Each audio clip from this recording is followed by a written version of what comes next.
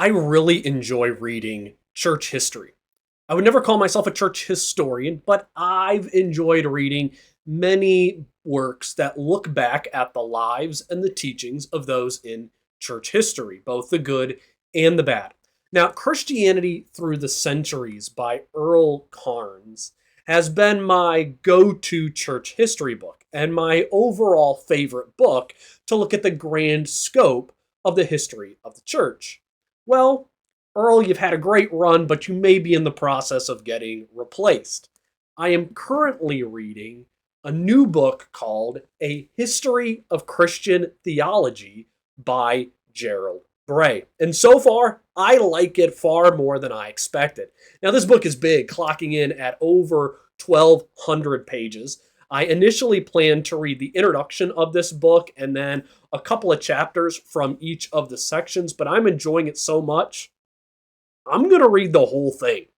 And since it's 1,200 pages long, and I like to keep my book reviews to about 10 minutes or less, A History of Christian Theology, this book, you're getting 3 videos. Now, I finished the first 2 of the 5 major sections of the book.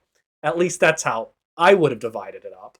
But if you're going to own one work on church history, Carnes might still be the best for factual reference of dates, locations, main characters. But if you want one book to give you the story of the development of Christian beliefs, I'm guessing that by the time I get to the end of this book, I will say Bray's book is the best for that, and the one that you would want to read more than any other. Now, if you have a few more minutes, I would like to tell you a little bit more about the structure of the format and what I like best about the start of A History of Christian Theology. Welcome to Rev Reads. If you want to discover more books that will help you to dive into church history, please subscribe to the channel in order to stay up to date with the current reviews. Also, share this video with others, help them know about the work of Gerald Bray. Now, A History of Christian Theology is broken up into 8 sections. I would make it 5. Part 1 is the Israelite legacy. Very important because the Bible of the first generation of the church was the Hebrew Bible. And Jesus said that the Israelite legacy points to him.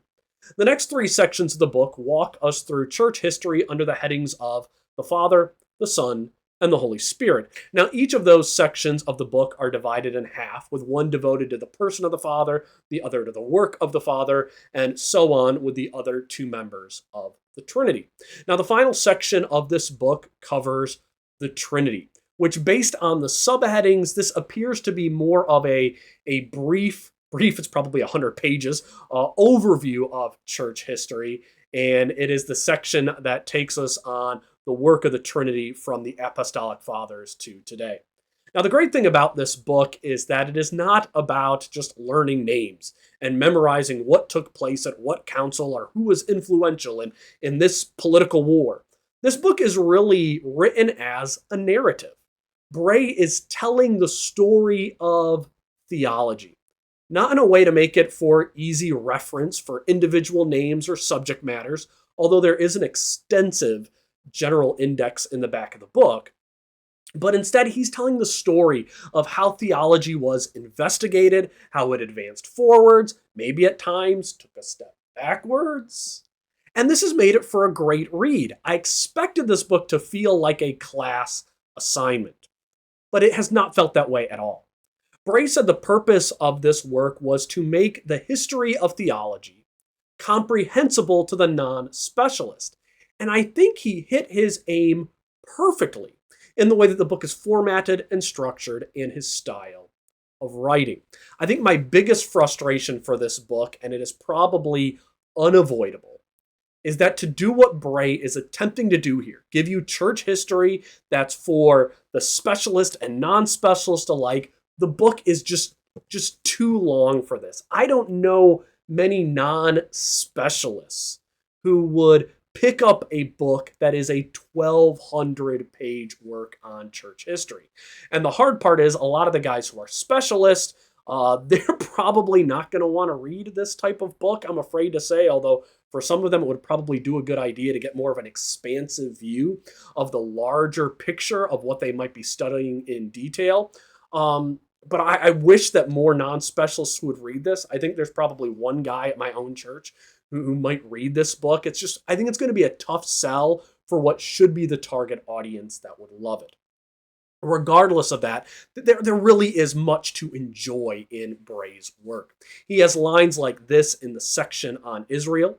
We cannot appreciate what the origins of Christian theology were unless we come to grips with the two-edged phenomenon, which has been the cause of so much misunderstanding between the Old and the New Testament people of God.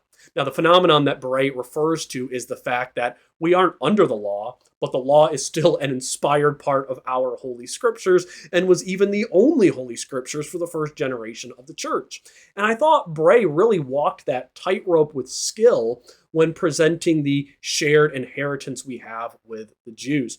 I expected to be kind of annoyed with what Bray wrote, since I am a dispensationalist. I don't know Bray's views on dispensationalists, but I'm just assuming he isn't one, since we're in the minority of these type of scholarly works, but his stuff was really good. Even notice how in the quote, he talked about the old and the new people of God. Then we come to the section on God the Father, which is by far the shortest of the sections on the three different members of the Trinity, which adequately reflects where the focus has been on Christian theology throughout church history. Not a ton on God the Father. His final section heading under God the Father is called The Eclipse of the Father. And it read in kind of a sad way to me, and I think I share Bray's view. God the Father has received far less attention from the church throughout history. I mean, I can see it in my own personal library. I have 2 times, probably even more than 2 times, books on Jesus and his nature and ministry than I do on books on God the Father. And then the books on Jesus are also a lot thicker too. I would love to see some more excellent works on God the Father. Now, this book is filled with great insights into the views and teachings and controversy of church history. Going through the first 200 and so pages of this book so far in the initial sections, it's easy to see why it's so great to put this history of theology in a narrative style format. So for instance, Bray wrote on how the early church fathers, such as Justin Martyr, Irenaeus, and others, why they were such strong proponents of the freedom of man's will, and how the teaching on the freedom of man served as a buttress against the views of Gnostic heretics who focused on God being the one who hardened the hearts of those who were disobedient. God's purpose of man, according to the early church writers and his intent, was not for man to fall, but according to Irenaeus, God desired man to have freedom and self-governance, and then we took that freedom and we disobeyed with it. Irenaeus based God's writings of the names of the book of life upon God's foreknowledge of man's faith in him. Even the reason that God hardened Pharaoh's heart was in response to Pharaoh's own opposition to him. And Bray is able to show how these teachings, this theology, really came out of the debates with the Gnostics, who would point to God as the one who determined everything, and the early church fathers would say, well, that's taking away some of the responsibility from man for his actions, and the early church fathers would have none of that. Overall, so far, this is a really great work by Bray, placing the theology of the church, the development of the theology of the church, in the world around them. And it allows us to see how Christian theology really, really grew, and it grew along the Trinitarian lines of first being focused on the Father, and then the Son, and then the Spirit. So far, I give a strong recommendation to Bray's work for both the church history expert, because I think they would enjoy this book. I think it would be helpful for them to see the big picture of any area that they're studying, and also to someone who is new to the subject. You need to remember, it's a big book, not because Bray gets into the weeds, but because he's covering 2,000 years of theological history.